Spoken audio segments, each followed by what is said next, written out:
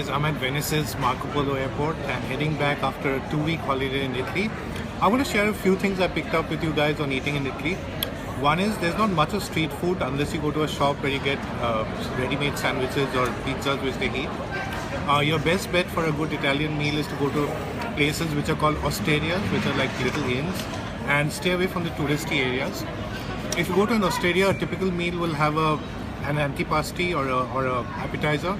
Then you have the prima party, which are the first course, which are the pastas, and then you have the main meals, where you have fishes and meats and stuff like that.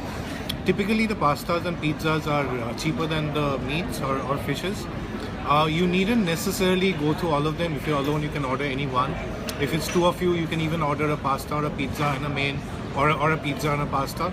If you want to eat it together, you tell them, get it together. And if you want to share it, you tell them that you want to share it. They don't give you water here, so if you want water, you have to order it separately. Some places have a cover charge, in which case they add bread to it. Otherwise, they might get bread. Check if it's charged, because you might not want to have the bread otherwise. One more good tip is that there's a lot of vegetarian options available, especially in the pizzas and pastas. The only thing is some of the pastas might be made with egg, so if you're okay with that, that works for you. And don't believe that Italian food is bland food, because it's really tasty, and if you go to a good place, if you're in the hands of a good chef, the flavors are pretty prominent over there.